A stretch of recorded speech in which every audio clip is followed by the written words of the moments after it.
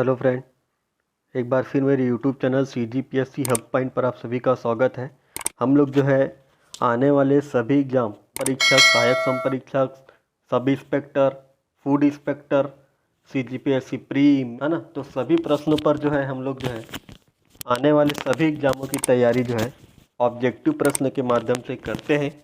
ठीक है, और ये जो है कंटिन्यू वीडियो रहते हैं। ठीक है, यदि आप मेरे YouTube चैनल पे नए हैं तो मेरे YouTube चैनल को जो है सब्सक्राइब करें। ठीक है, और वीडियो को जो है सभी के सभी लाइक करेंगे। ठीक है, तो मैं ज़्यादा वक्त ना लेते हुए पहला प्रश्न देखें। नाथालदाई मंदिर कहाँ स्थित है? आपको बताना होगा कि नाथालदाई जो मंदिर है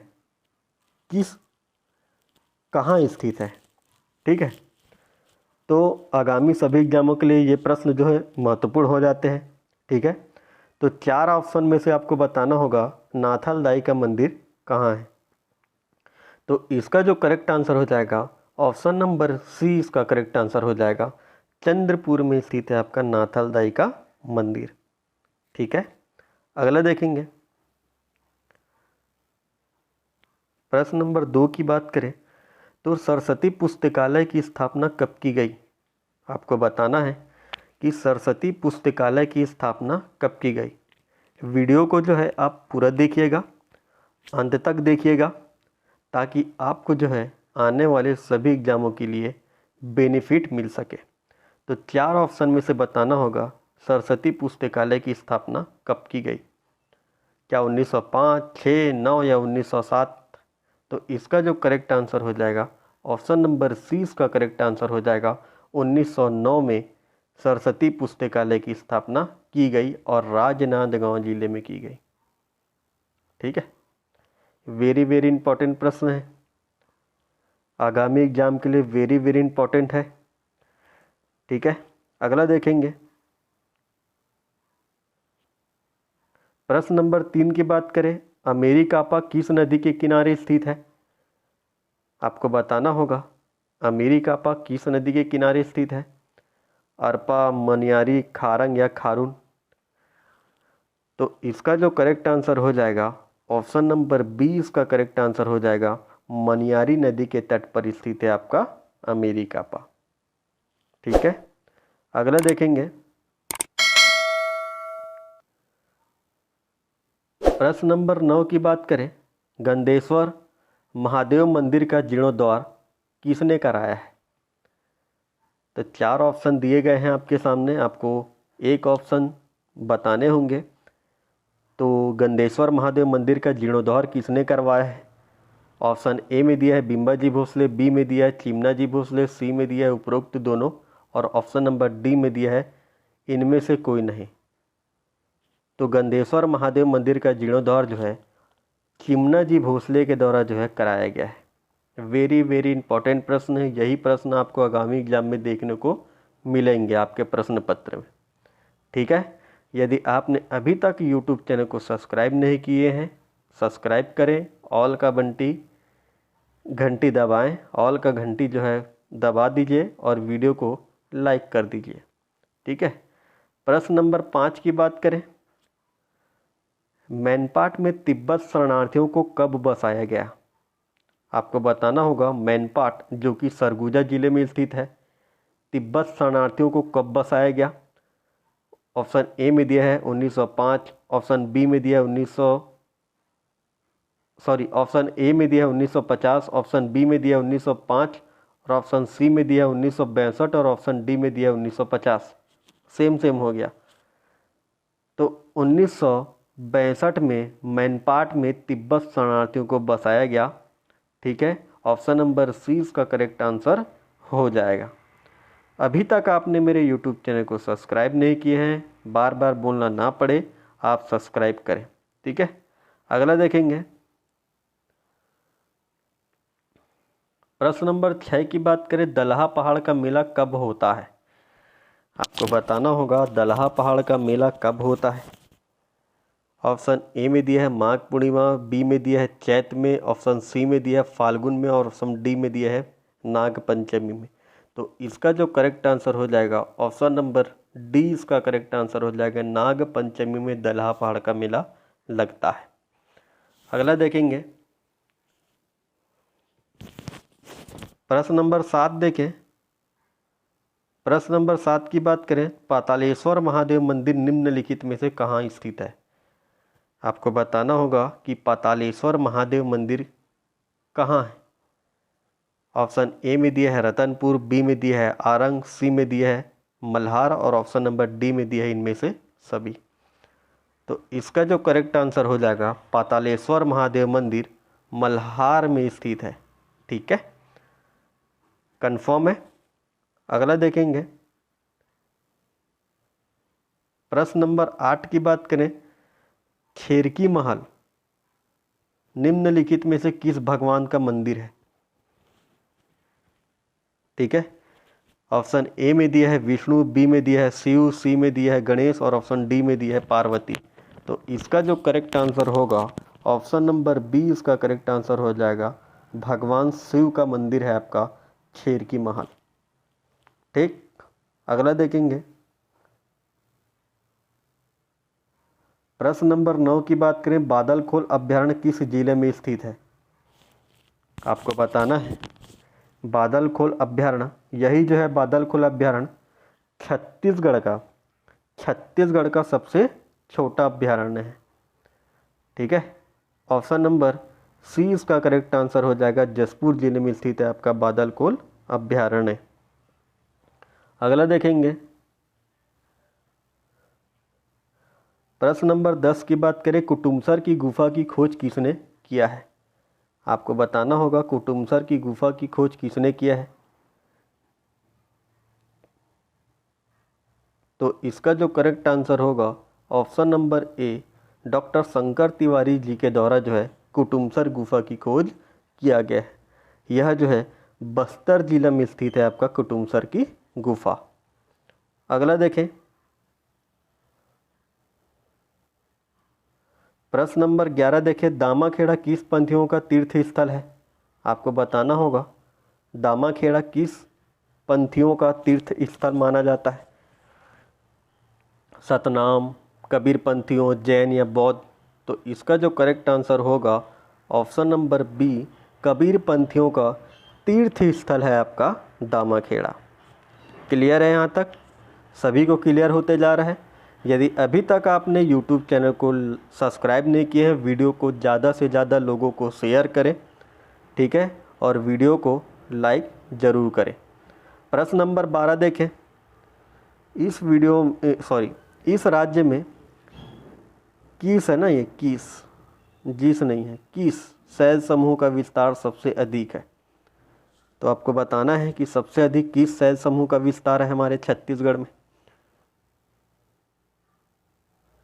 तो इसका जो करेक्ट आंसर हो जाएगा ऑप्शन नंबर ए, आर्कियन शैल समूह का विस्तार सबसे अधिक है। ठीक है, तो ऑप्शन नंबर ए इसका करेक्ट आंसर हो जाएगा। अगला देखेंगे प्रश्न नंबर 13 देखें, अलबका की पहाड़ी किस जिले में स्थित है। आपको बताना होगा अलबका की पहाड़ी किस जिले में स्थित है। तो ऑप्शन नंबर बी इसका करेक्ट आंसर हो जाएगा, बीजापुर जिले में स्थित है। ठीक है, अगला देखेंगे प्रश्न नंबर 14 देखें, बड़े डोंगर की पहाड़ी किस जिले में है। तो इसका जो करेक्ट आंसर हो जाएगा ऑप्शन नंबर बी इसका करेक्ट आंसर हो जाएगा, कोंडागांव जिले में स्थित है आपका बड़े डोंगर की पहाड़ी। और छोटे डोंगर की पहाड़ी जो है नारायणपुर जिले में स्थित है। वही बड़े डोंगर की पहाड़ी जो है कोंडागांव जिले में स्थित है। क्लियर? अगला देखें प्रश्न नंबर 15 देखें, तेलिन माता का मंदिर है। आपको बताना होगा तेलिन माता का मंदिर कहाँ है। ऑप्शन ए में दिया है केशकाल, बी में दिया है जगदलपुर, सी में दिया है आरंग और ऑप्शन डी में दिया है बस्तर। तो इसका जो करेक्ट आंसर हो जाएगा केशकाल में स्थित है आपका तेलिन माता का मंदिर। ठीक है, वीडियो को लाइक करें और ज़्यादा से ज़्यादा लोगों को। काल विद्रोह निम्नलिखित में से कब हुआ है। सभी ज्वाइन होते चलेंगे ना। भूमकाल विद्रोह निम्नलिखित में से कब हुआ है? आपको बताना है सन।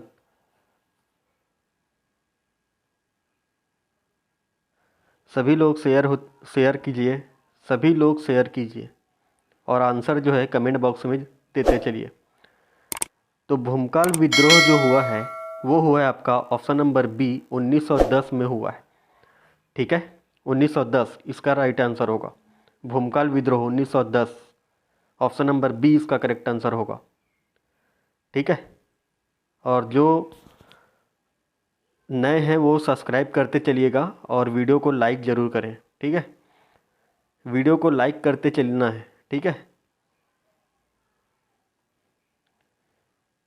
सबसे पहले तो वीडियो को ही लाइक करना है। ठीक है, उसके बाद देखते रहे चलिए।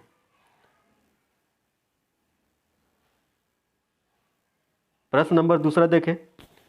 सभी जल्दी जल्दी ज्वाइन हो जाइए। सबसे पहले तो तारापुर का मुख्य नेता कौन था? जो विद्रोह हुआ था आपका तारापुर का विद्रोह कब हुआ था भाई? 1842 में। तो इसके मुख्य नेता का नाम बताना है। कौन है तारापुर विद्रोह के मुख्य नेता? प्रश्न नंबर दूसरा, भूमकाल, दलगंजन सिंह, हिड़मा मांझी या रुद्र प्रताप देव, कौन है? आपको बताना होगा।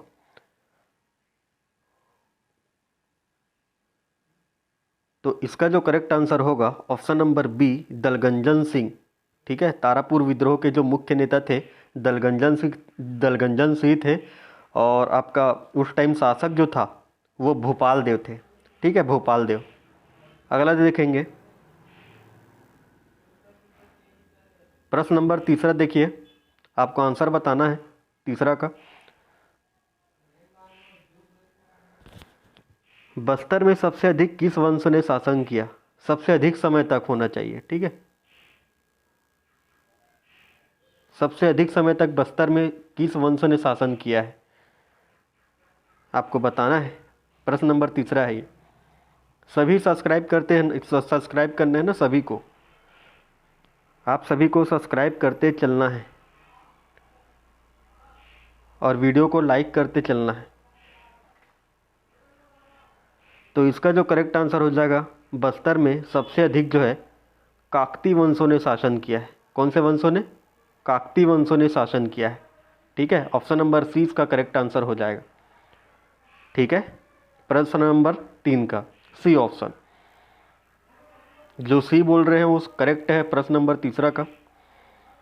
अब देखिए प्रश्न नंबर 4 देखिएगा। छत्तीसगढ़ में सबसे अधिक किस वंश ने शासन किया है? वो पहले प्रश्न जो था प्रश्न नंबर तीसरा वो था आपका बस्तर क्षेत्र में, और ये है पूरे छत्तीसगढ़ में किस वंश ने सबसे अधिक समय तक शासन किया है? ये पूरा समय है ना।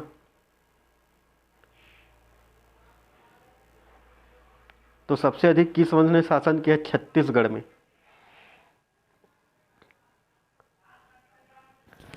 सभी शेयर करते चलना है ना, सभी को शेयर करना है, सभी को, और लाइक करना है वीडियो को, और जो नए हैं वो सब्सक्राइब करेंगे। तो इसका जो करेक्ट आंसर हो जाएगा ऑप्शन नंबर ए, कलचुरी वंश ने जो है छत्तीसगढ़ में सबसे अधिक समय तक शासन किया है। आगामी एग्जाम के लिए वेरी वेरी इंपॉर्टेंट प्रश्न है ना सभी, और देखना आपको एग्जाम में ये सब प्रश्न जो है जरूर देखने को मिलेंगे। प्रश्न नंबर 5 देखिएगा। प्रश्न नंबर 5 का आंसर बताना है। भोरम देव मंदिर का निर्माण कौन किया है? भोरम देव मंदिर कहाँ है भाई? कबीरधाम। ठीक है, कबीरधाम। तो भोरम देव मंदिर का निर्माण ऑप्शन नंबर ए गोपाल देव ने जो है किया है। ठीक है, भोपाल देव ने किया है आपका भोरम देव मंदिर का निर्माण।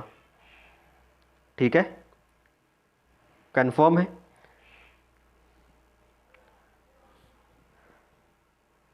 अगला देखेंगे, प्रश्न नंबर 6 देखिएगा। जगदलपुर को चौराहों का शहर किसने बनाया है? प्रश्न नंबर 6 बोलता है कि जगदलपुर को चौराहों का शहर किसने बनाया है। तो आपको बताना होगा, वेरी वेरी इंपॉर्टेंट प्रश्न है। वैसे तो सभी को मालूम है इसका आंसर।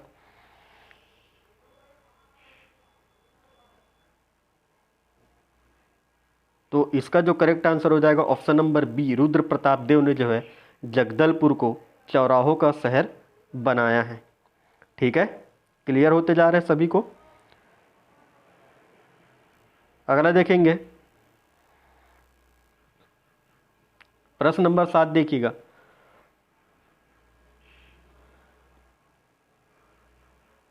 कलचुरी काल में विदेश विभाग का प्रमुख कौन होता था।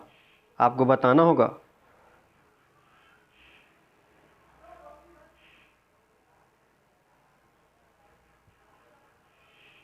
प्रश्न नंबर 7,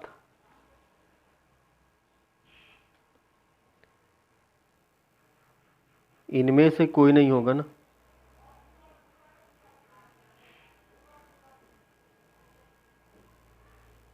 जल्दी बताइए इसका आंसर क्या होना चाहिए।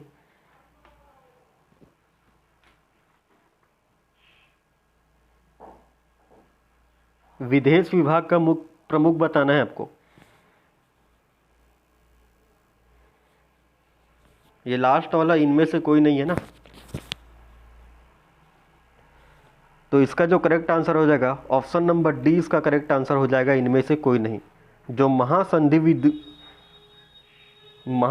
विग्रह जो होता था, जो महासंधि विग्रह जो होता था वो होता था आपका विदेश मंत्री, विदेश विभाग का प्रमुख जो होता था आपका महासंधि विग्रह जो होता था वही होता था। तो ऑप्शन नंबर डी इसका करेक्ट आंसर हो जाएगा। ठीक है, अगला देखेंगे, प्रश्न नंबर 8 देखिए। आगामी सभी एग्जाम के लिए वेरी वेरी इंपॉर्टेंट प्रश्न है ना, और सभी वीडियो को लाइक करना है सभी को, जितने लोग देख रहे हैं। पंचकुल व्यवस्था किससे से संबंधित है। आपको बताना है पंचकुल व्यवस्था किससे संबंधित है।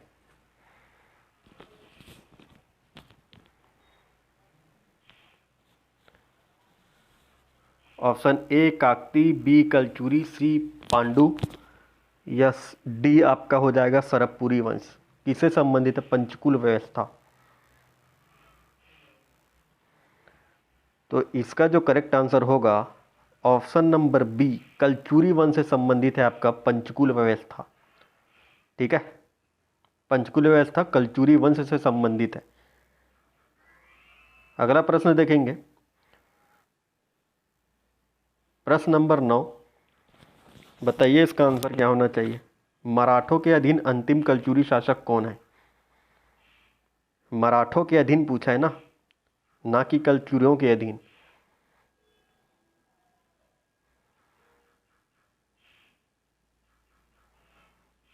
बताइए इसका आंसर क्या होना चाहिए, जल्दी जल्दी।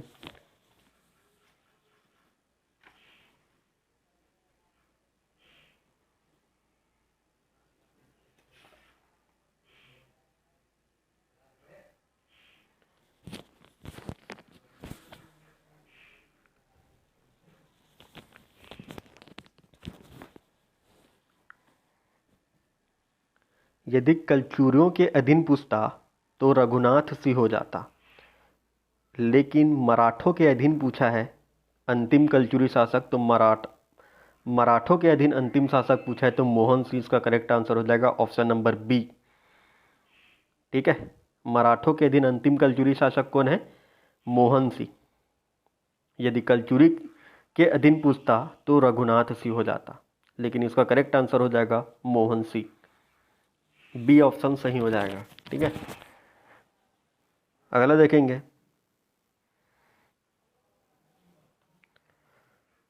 बहुत बार ये क्वेश्चन पूछ दिया गया है, वेरी वेरी इंपॉर्टेंट, लीजिए इसको। बादल महल का निर्माण किसने किया है। आपको बताना है बादल महल, और कहाँ है ये भी बताना है आपको।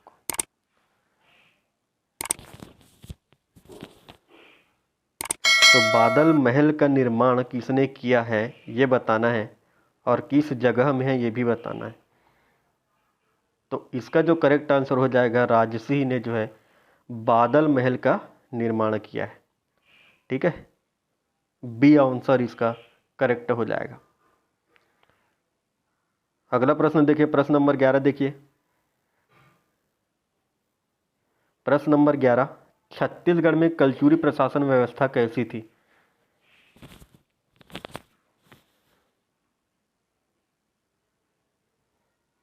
छत्तीसगढ़ में कलचुरी प्रशासन की व्यवस्था कैसी थी? क्या ये लोकतंत्रात्मक थी, राजतंत्रात्मक थी, उपरोक्त दोनों थी, या इनमें से कोई नहीं?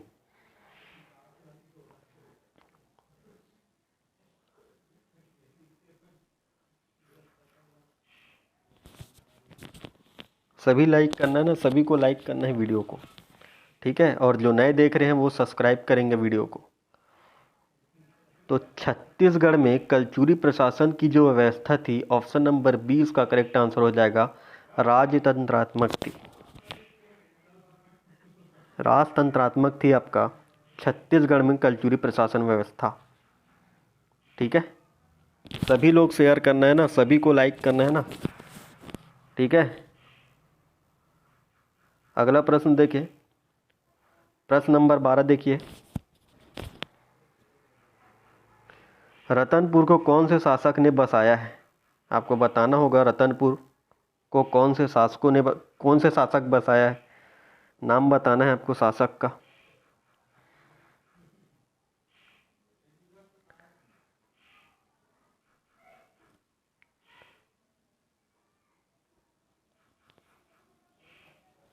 तो इसका जो करेक्ट आंसर हो जाएगा, ऑप्शन नंबर सी, रत्नदेव प्रथम के द्वारा जो है रतनपुर शहर को बसाया गया है।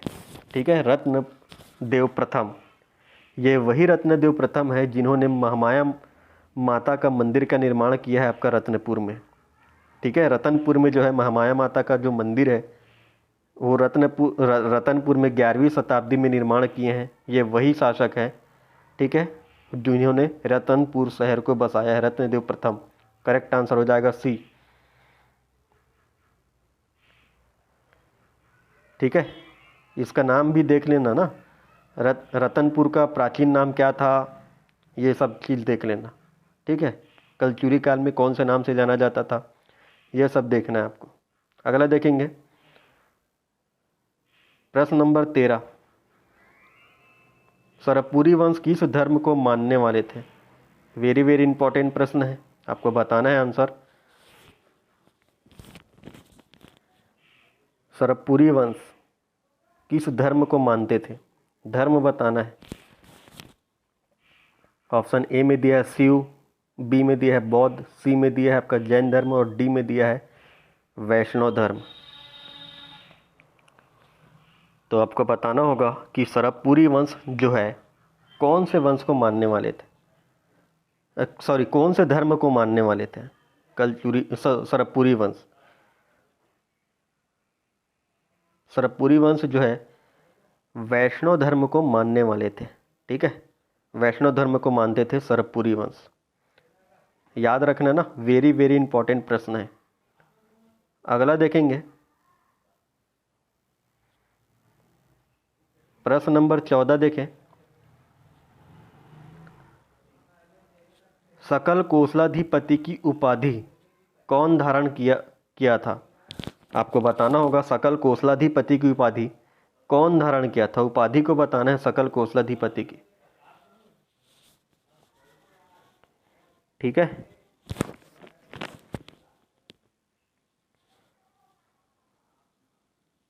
तो सकल कोसलाधिपति की उपाधि जो है तिवरदेव और आपका पृथ्वीदेव प्रथम, उपरोक्त दोनों ने जो है सकल कोसलाधिपति की उपाधि धारण किए थे।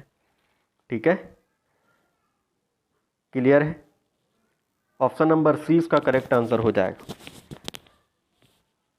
सभी वीडियो को एक बार सभी के सभी लाइक करना है। ठीक है, और जितने लोग नए हैं सब्सक्राइब करना है। ठीक है, और बेल आइकन को ऑल में दबाना है। प्रश्न नंबर 15 देखें, महाशिवगुप्त बालार्जुन किस धर्म को मानने वाले थे? आपको बताना होगा कि महाशिवगुप्त बालार्जुन किस धर्म को मानने वाले थे।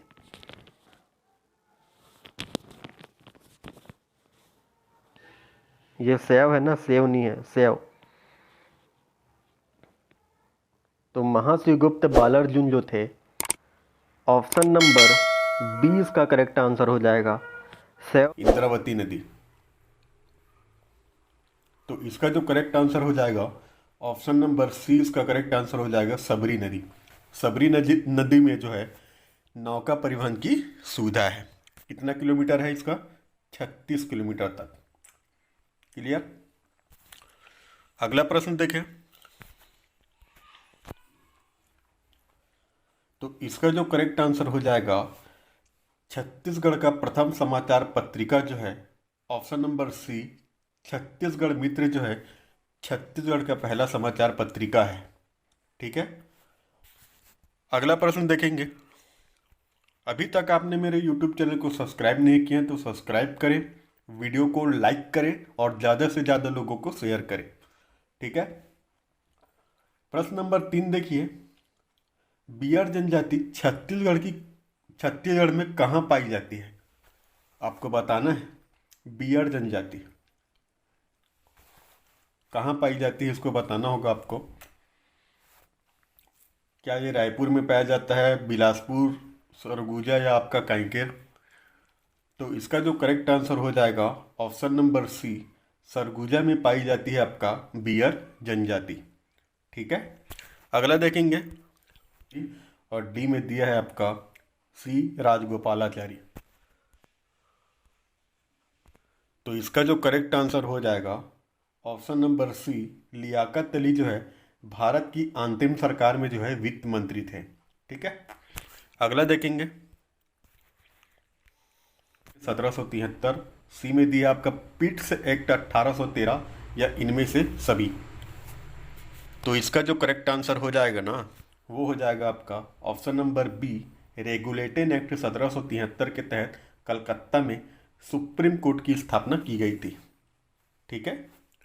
अगला देखेंगे।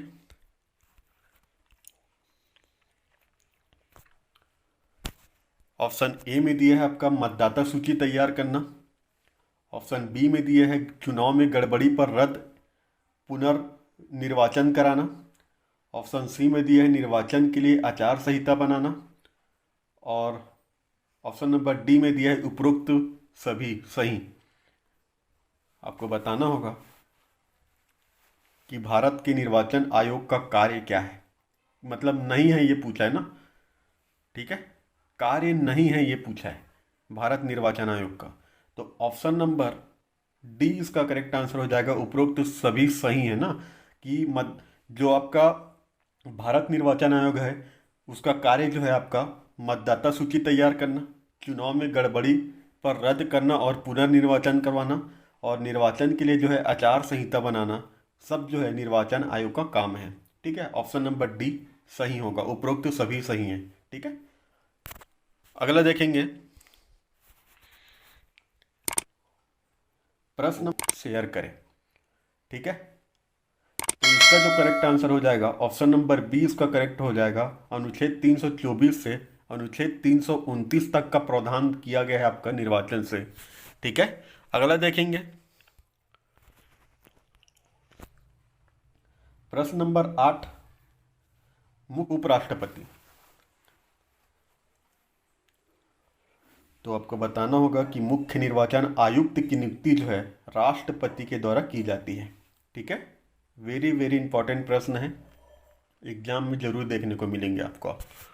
अगला देखेंगे। अमेरिका। तो इसका जो करेक्ट आंसर हो जाएगा ऑप्शन नंबर सी, न्यूजीलैंड जो है सर्वप्रथम महिलाओं को मताधिकार प्रदान करने वाला पहला देश है आपका न्यूजीलैंड। अगला देखेंगे। वन तो सभी टाइप के पाए जाते हैं, लेकिन सबसे अधिक जो पाया जाता है आपका मिश्रित वन पाया जाता है आपका छत्तीसगढ़ में। ठीक है। अधिकांश जो है आपका मिश्रित वन ही यहाँ पाया जाता है। ठीक है। अगला देखेंगे। तो इसका जो करेक्ट आंसर हो जाएगा अगती त्यौहार जो मनाया जाता है, ऑप्शन नंबर सी इसका करेक्ट हो जाएगा बैसाख के माह में मनाया जाता है।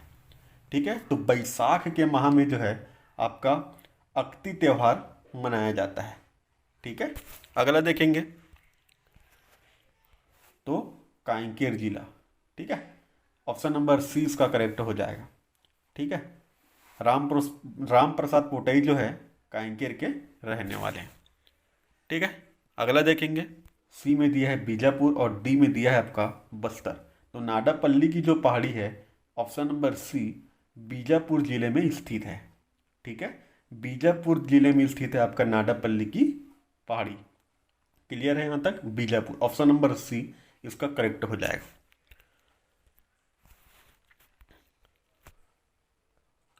प्रश्न नंबर 14 देखिए, तो कर्क रेखा जो है आपका 3 जिलों से होकर गुजरती है। ठीक है, वो कौन कौन सा है देखिए, एक है आपका कोरिया, दूसरा है आपका सूरजपुर और तीसरा है आपका बलरामपुर। ठीक है, कोरिया, सूरजपुर और बलरामपुर से होकर गुजरती है आपका कर्क रेखा। ठीक है, छत्तीसगढ़ के उत्तरी भाग कोरिया, सूरजपुर और बलरामपुर 3 जिलों से होकर गुजरती है आपका कर्क रेखा, ध्यान रखिएगा।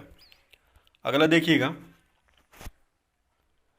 प्रश्न नंबर 15, इस राज्य में जो करेक्ट आंसर हो जाएगा बिलासपुर जो है सबसे बड़ा वन वृत्त है आपका छत्तीसगढ़ का, बोल रहा हूँ ना मैं, छत्तीसगढ़ का सबसे बड़ा वन वृत्त जो है आपका बिलासपुर वन वृत्त है। ठीक है, अगला देखिए, तो इसका जो करेक्ट आंसर हो जाएगा बी, सरगुजा जिले से नहीं गुजरती है आपका कर्क रेखा। क्लियर है? अगला देखेंगे, बरसी केस काल में आपका तेलीन माता का मंदिर है। ठीक है, ऑप्शन नंबर सी, डोंगरगढ़ में स्थित है आपका प्रज्ञागिरी की पहाड़ी। ठीक है, अगला देखेंगे,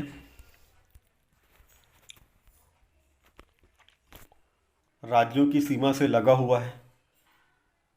चौथा बताया है आपका इस राज्य का सबसे बड़ा जिला जो आपका राजनांदगांव है, और 5 दिया है आपका इस राज्य में जनसंख्या घनत्व सबसे, मतलब जनसंख्या घनत्व, ये थोड़ा दिक्कत है भैया, सबसे कम देखना ना, कम होगा ये। ठीक है, प्रश्न नंबर 5वां जो है आपका, इस राज्य में जनसंख्या घनत्व कम जो है आपका नारायणपुर जिले में। ठीक है, ये प्रिंट मिस्टेक है 5वां का ये।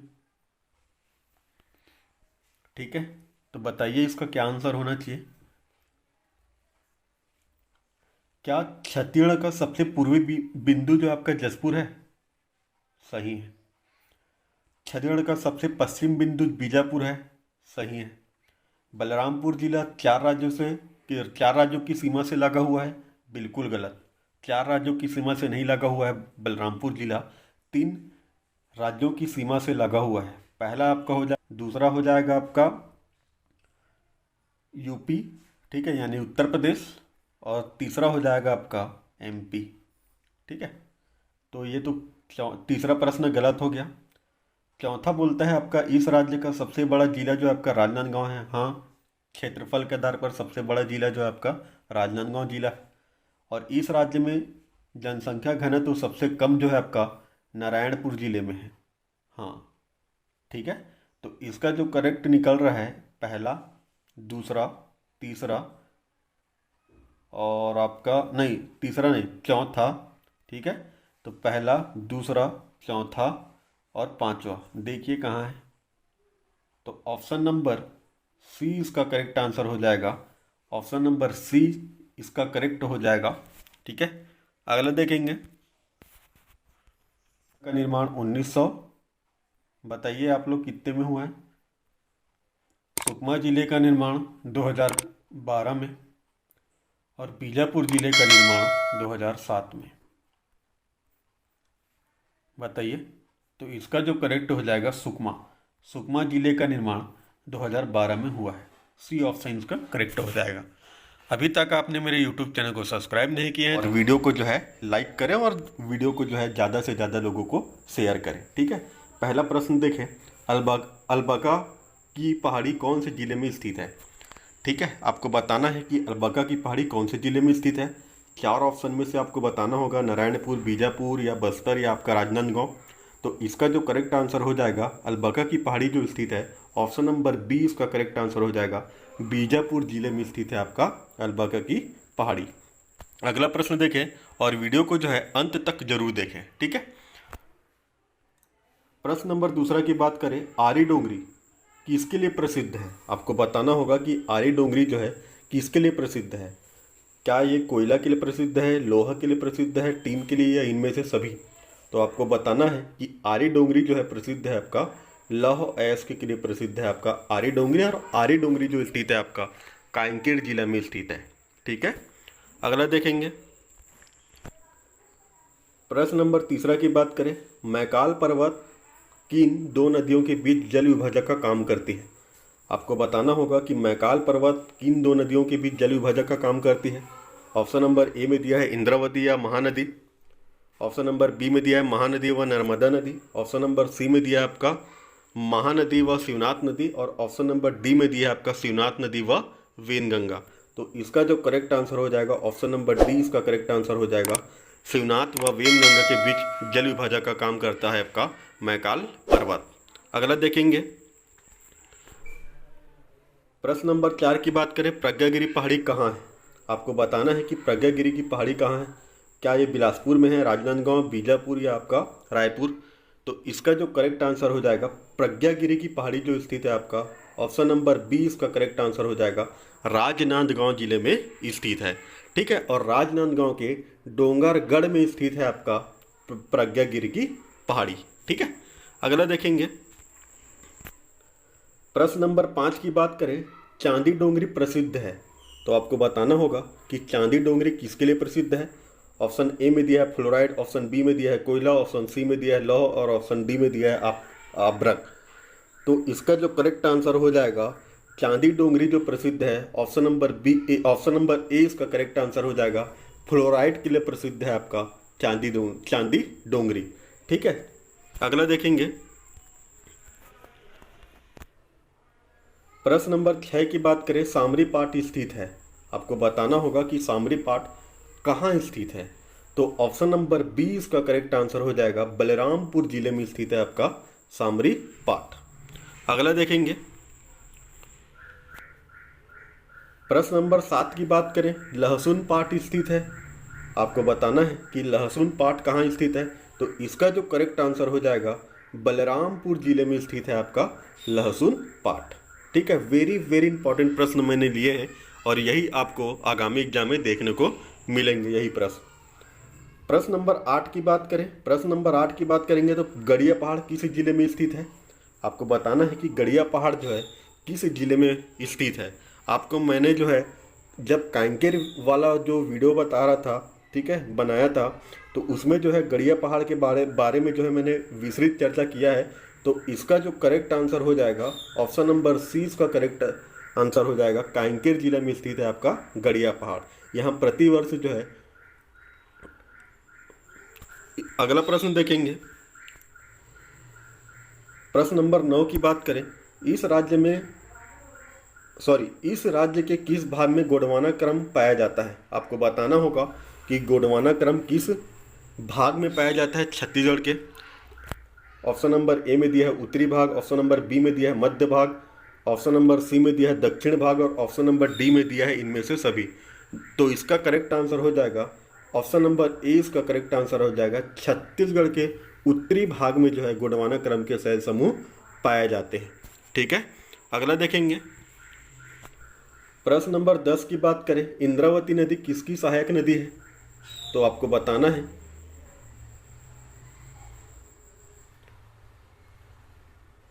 यहाँ जो है ऑप्शन नंबर डी इसका करेक्ट आंसर हो जाएगा, गोदावरी। इंद्रावती नदी जो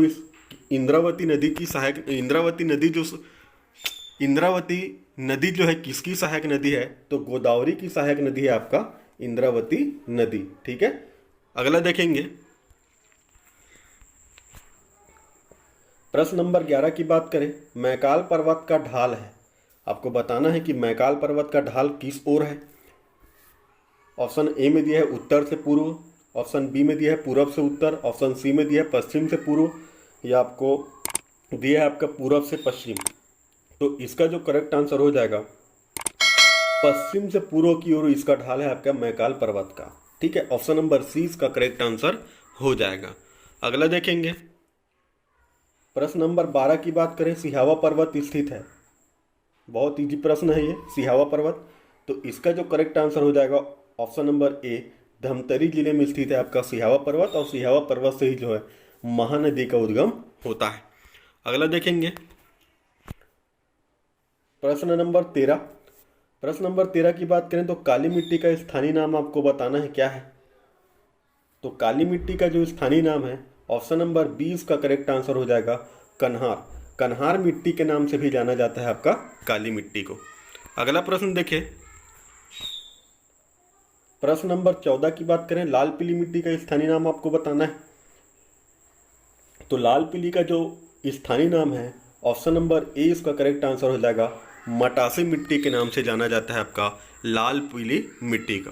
ठीक है, अगला देखेंगे, प्रश्न नंबर 15 और अंतिम प्रश्न देखें, कपास के लिए उपयुक्त मिट्टी है। आपको बताना है कि कपास के लिए उपयुक्त मिट्टी कौन सी है, इनमें से 4 ऑप्शन में से बताना है। तो इसका जो करेक्ट आंसर हो जाएगा, कन्हार मिट्टी जो है कपास के लिए उपयुक्त मिट्टी है। ठीक है, और कन्हार मिट्टी को किस नाम से जाना जाता है, काली मिट्टी। ठीक, पॉइंट को आप सब्सक्राइब करें और वीडियो को लाइक करें और ज़्यादा से ज़्यादा लोगों को शेयर करें। ठीक है, धन्यवाद।